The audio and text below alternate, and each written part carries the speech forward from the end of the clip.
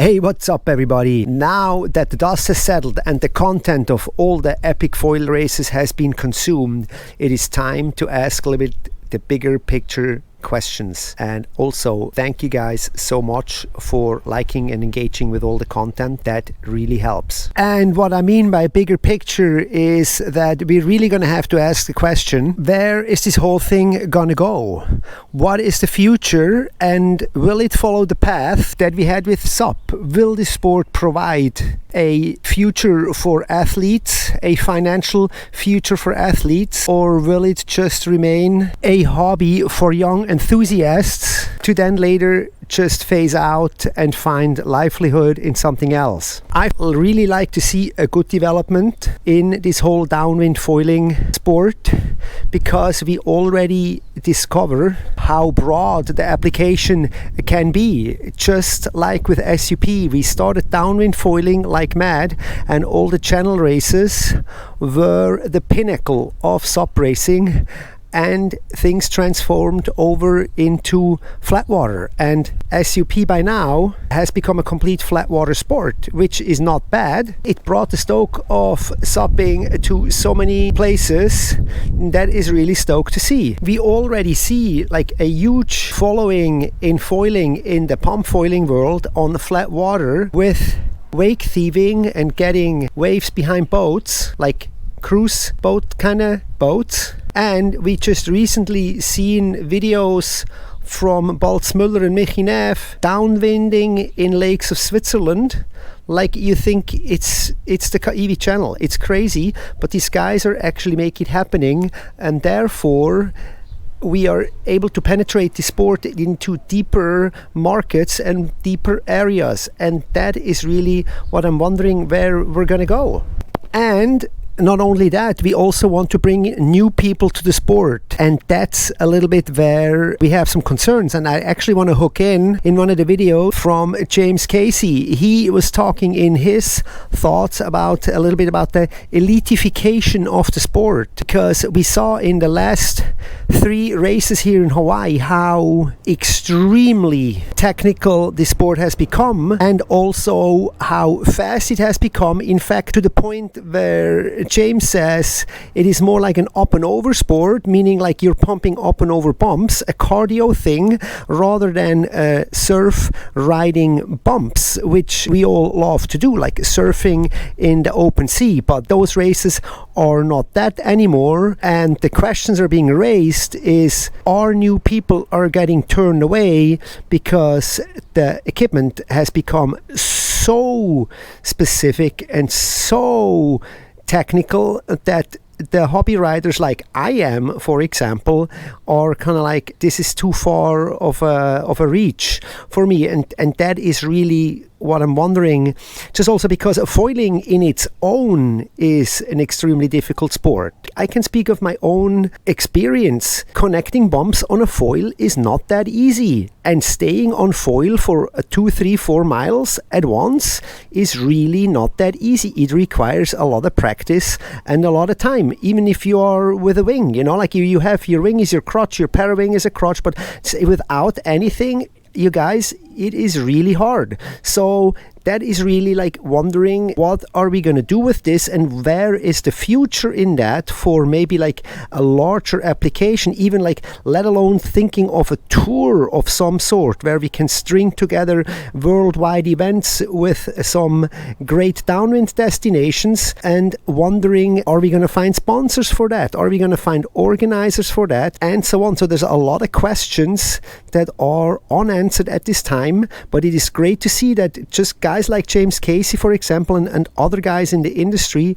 are actively thinking about how can we bring more people to the sport, and how can we organize this whole thing a little more and a little better. Some other thoughts out there were also to decelerate the races and basically make it more about maneuvers and flowy kind of contests, which I think is absolutely a great idea.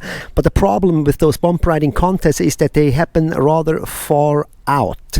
So how you're gonna do a flow show, bump riding, surfing contest, I am not too sure how this is gonna be facilitated. We need to bring, and if that's the thing that I feel also brought the SUP away from downwinding, is that we need to bring the sport to the people rather the people to the sport. And when you do things far out in the ocean in bumps, it is just really hard to commercialize that and bring it out more into the open. On one hand, I have to say this live broadcast that we had from this year's M2O was absolutely fantastic. I think we can all agree on that. It was absolutely great. People were 100% excited about it and watching it over and over again, which is the great thing about those live casts on YouTube. You can go and watch them again. There is sure a part in me that wishes we had these kind of live casts during the heyday of SUP, when we had all these great battles between Connor, Travis, Kai, just to name a few. That was always great. Too bad these times have gone, and now we have these live webcasts, which was great. Another thing that is really hard with those races to cover are the boats.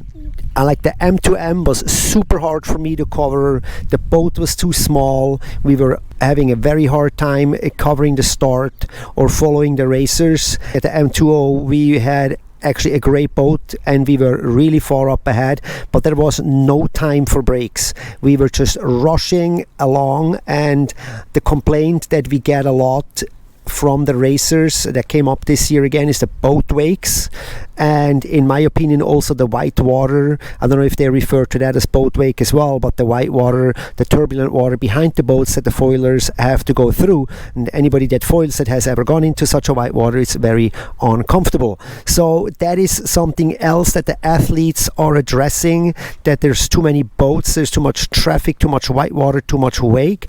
But then on the other hand, if you want to cover a race and if you want to go at such a length, what else are you gonna do?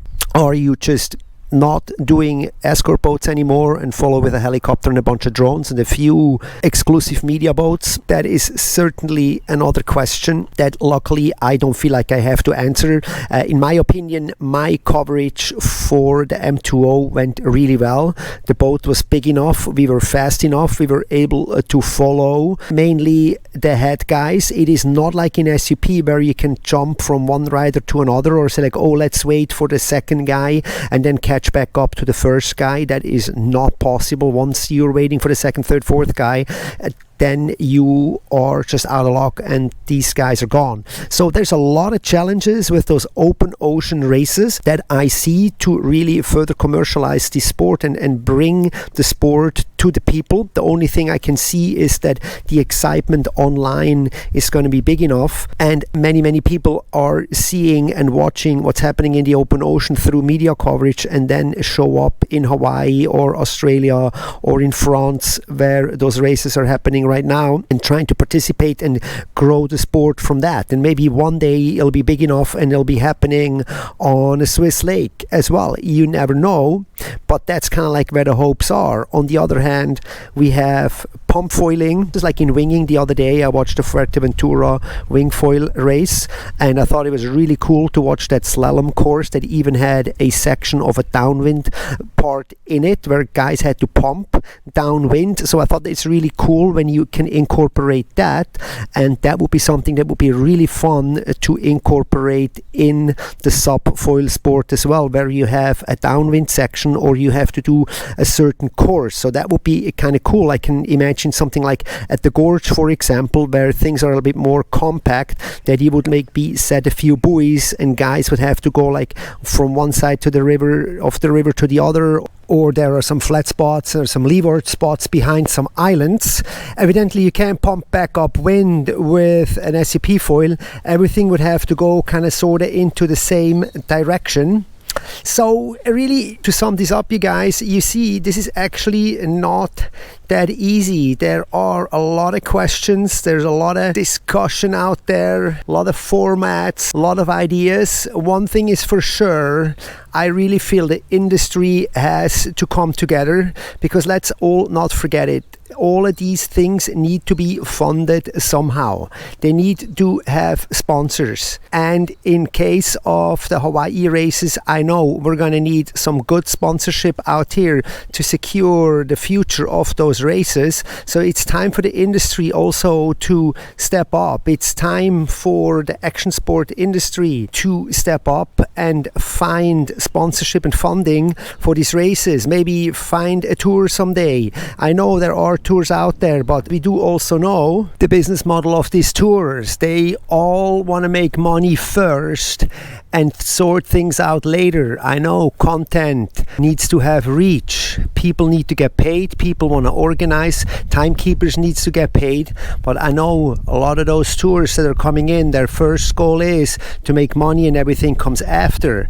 And I don't think this is how we're going to grow the sport, and this is how we're going to get more people in it. We need to have grassroots, and we need to come together as enthusiasts, which I think many people have done already and are continuing to do. Hence, for example, myself, this is not my full-time job here. So thank you for your likes and subscriptions.